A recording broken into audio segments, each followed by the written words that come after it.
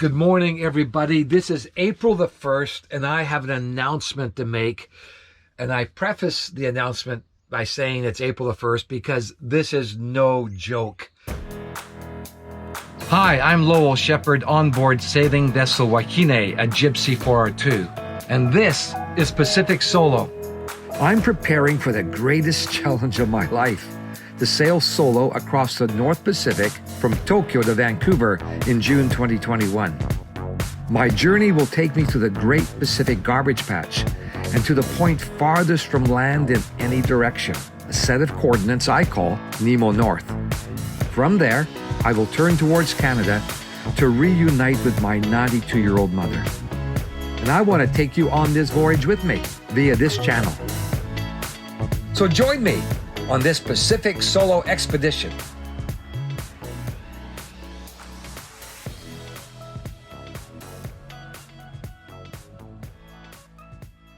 I have made a decision about my departure to Canada solo. Just to put this in context, I initially announced when I was 64 that I wanted to solo to Canada on a sailboat by the time I was 70, and that would be in the year 2025. At that point, my plan was to wait until 2020 when I would find a successor for myself and hope. I would try to find a boat. I would start a consultancy business to help fund my life and my future. And all the timings were way off. Partly because I found a boat much sooner in the marina I needed it to be, and I was able to find a successor to take my place much sooner. But then COVID hit, and I began to live on the boat a lot more, much earlier than I thought. And then I was thinking, I don't have to wait till I'm 70. I could probably do this when I'm 68 or 69. And then a few months ago, if you followed this story, and you may not have, so let me tell you, I announced that actually I was going to go in 2021 when I was age 66, because I wanted to see my mom, and I wasn't being allowed to see her. Flights are difficult, and she's from a seafaring family on one side, and I just wanted to make my mom proud of me by arriving by boat. And so I announced that, and then focused everything I could on getting ready. I decided a few months ago, about 6-7 months ago, and then my aim was to be 80% ready by the end of January, 100% ready by the end of May in 2021, and leave during the recommended month of June. And so I worked hard, and I had sponsors join me who are just friends supporting me. I had so many other crew and volunteer donate time, helping me with installations, getting everything up to scratch. And I even terminated my contract at the marina at the end of February, which I knew would force me to leave and live a life on the water. So all of that happened, and my contract finished, and I left March 4th. And I also got special permission to sail what we talked about being a straight line from Tokyo to Okinawa as my training run, because that straight line would take me a long way offshore beyond the limit of what my boat was then permitted to do, only 5 nautical miles, which as a side, that was a complete surprise to me. And I think to many others that there's so many regulations about boats in Japan. I'm going to talk about those regulations and the hoops I've had to jump through in a moment. But to get back to the decision, I set out on that. I got 200 nautical miles approximately behind me, all solo. 129 of those were non-stop. And all of that was with the boat not completely ready. It wasn't supposed to be ready. It was supposed to be only 80% ready, and the trip was to expose what I needed yet to do. And there were some things that I had downplayed, autohelm, also AIS, because I now had radar to identify ships. But on the trip, particularly the 27-hour solo, the 129 nautical miles, which is over 200 kilometers, I realized that the autohelm and the AIS were essential for me to go solo because I wasn't able to sleep on that 27 hours. So the decision is, because my plans to train to Okinawa and back were thwarted, the clock was ticking, I concluded, in consultation with family and friends and my shore support team, that I would not be ready by May, June of this year, and that I needed to postpone crossing the Pacific by a year, and during that year to train a lot more. So I let that sink in and then think about the implications. And I must say that when I shared it with my support team and my family, who are all very supportive, but I think collectively they heaved a sigh of relief, and the word relieved was used a lot by many of them, that I'd made that choice. So that's the decision. I'm not ready. I'm not going during the prescribed month of this year. And that's it. I'm going to plan to go in 2022. However, I had to think about the implications. And here's some news. A plan that I'm considering. Because the question is, now where do I sail? And what experience can I gain? So the question of where I can sail is the obvious, is I sail in Japan. The asset is the advantage is I'm here. My immediate family are here. My support team are here. Japan is a beautiful coastline. There's much to explore, and that's an obvious, a no-brainer, you may say. But there's two problems with it. The two problems are my language impediment. I'm embarrassed to say, after 20 plus years in Japan, my Japanese is pretty rudimentary, and which is fine. It gets me by, and I can call people up, etc. But that's the problem, is I have to call people up. And coming in and out of harbors, particularly fishing harbors, but also marinas where there's sailboats, is always a stress point for me. When I bicycled the length of Japan, it was a similar stress point, finding a place to sleep every night. It would be the most stressful point of the day. But on a bicycle, I can kind of just ride up to a minshuku, a bed and breakfast, or a pension, or a ryokan, a cheap ryokan, or even a business hotel, and I can fumble my way through. And if need be, can call somebody, my wife, and say, could you just tell them I want to spend the night? And if they have a no gaijin rule, no foreigner rule, it becomes fairly obvious. I get on my bike and go someplace else. With the boat, it's a little bit more challenging, because you're dealing with tides, you're dealing with storms, you're dealing at times with needing a place of refuge. There's fishing harbors you're allowed into, not allowed into. There's other people that know a lot more about the complexities of this than I do. But it's a stress point for me that and takes away the joy to some measure. And secondly, there's the permits, the bureaucracy. Now, the bureaucracy is a government agency called JCI, which handles the certification of pleasure boats, I guess, among other things. I'm no expert on them. I must say that at a personal level and office by office level, the people are really helpful. And I'm so grateful for the various people in various JC offices who've tried to help me find my way through the rules. It's the problem with the rules on my boat.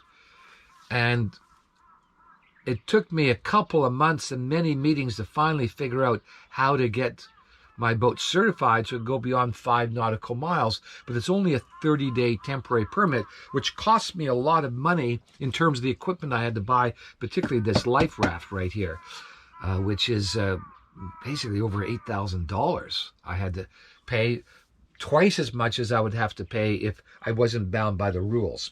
It's good. It's a good life raft, so it's offshore for 5 people, so I'm glad I have it. But I then have to find ways to get new permits, etc. And I just had an inspection yesterday, which I passed to extend my permit another 30 days for me to be sailing offshore. So it's troublesome. So that's the Japan option. Where do I train? Could be Japan. I face these 2 issues, which I could deal with them if need be, language and the rules that govern my boat.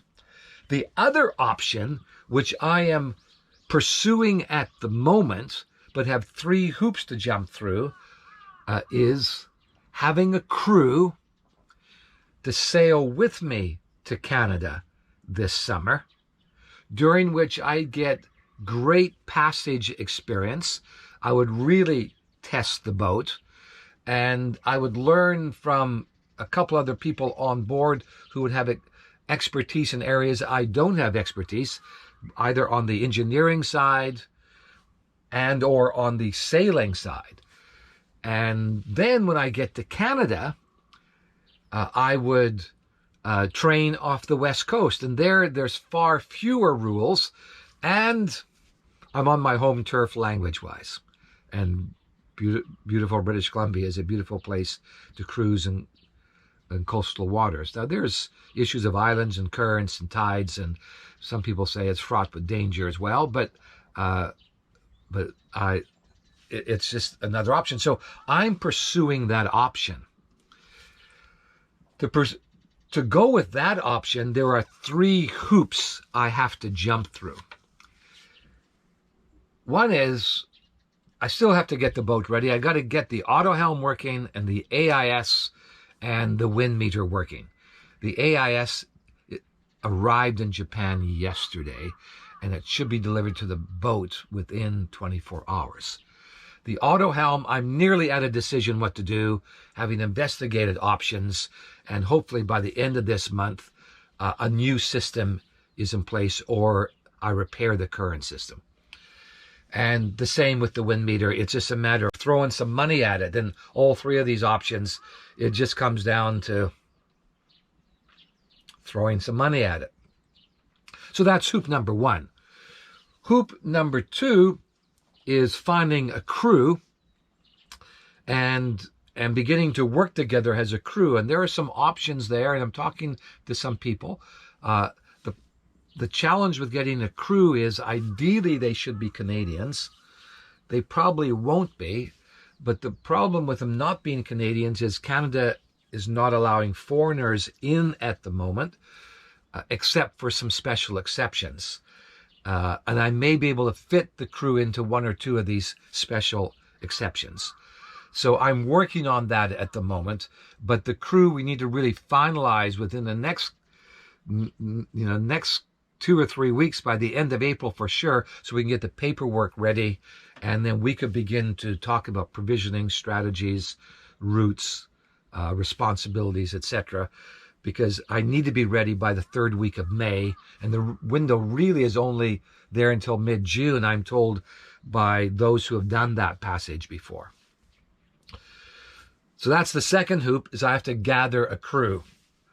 The third hoop is I have to deregister Wahine in Japan and re-register her in Canada. And that is 3 agencies I have to deal with. Working backwards, I have to work with Vessel Registry in Canada. I'm in discussion with them, have been for months. I know the process. People are being helpful there. And what they require is proof that I own the boat as a Canadian, and secondly, proof of deregistration in Japan. So that brings me back to JCI, who registered the boat, and to deregister the boat, I only have a handful of options, which include either disassembling the boat, sinking the boat, removing the engine from the boat, or getting an export permit from customs to take the boat overseas, which of course is the only legitimate option for me. So that brings me to the third agency, and that's Japan Customs, to get an export permit. And they're being very helpful. All the government employees are being very helpful to me. But Japanese Customs are saying that they don't want the boat to be stateless more than a handful of days, and they asked me to ask Canada for a temporary nationality for the boat. Canada has said no. Japan Customs are saying you need it.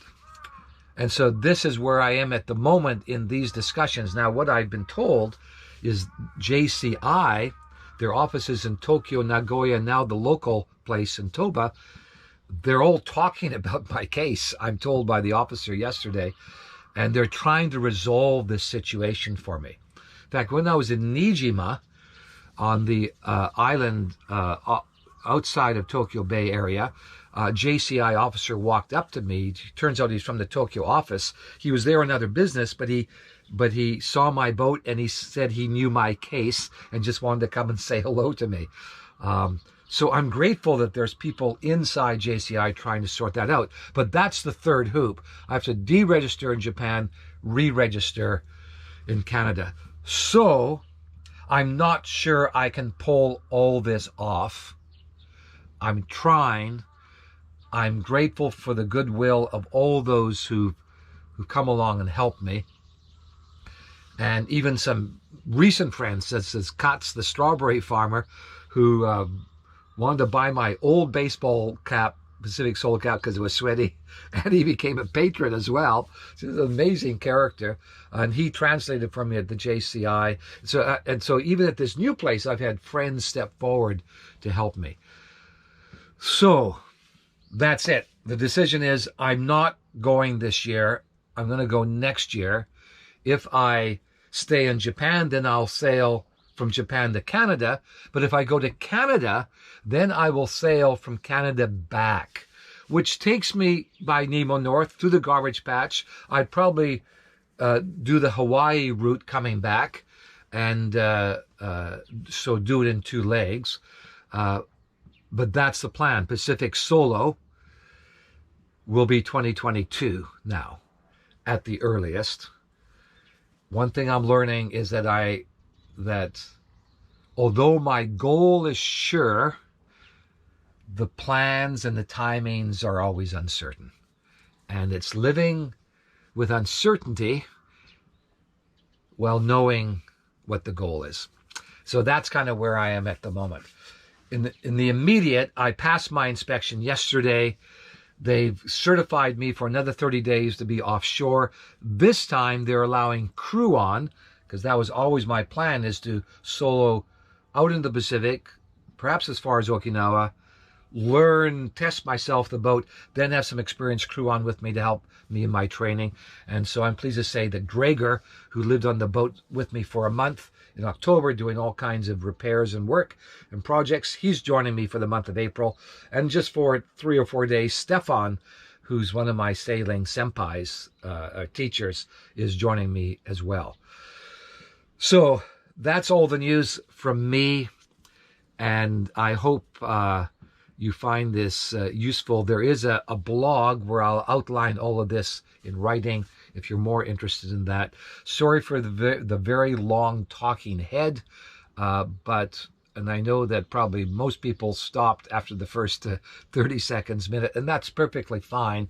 But for those who are following me, supportive of me, then I wanted to give a full account of my decisions, and this is meant to be it. So thank you to all my sponsors, who, as I said, are really just my friends, and my patrons, and my volunteer crew members who have helped me so much on the boat. So many people, and I am so grateful. I've said it from the beginning. Pacific Solo has never been Pacific Solo. There's so many people trying to help this rookie sailor realize a dream now as a pensioner. And I'm just overcome with gratitude to you all. So it's April the 1st. This is no April Fool's joke. This is what's happening. I hope you have a great day.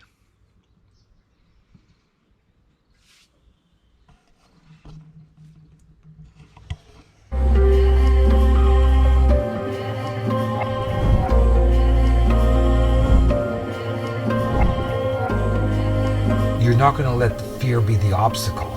Autopilot doesn't work, the wind indicator doesn't work. I can't really see clearly beyond it.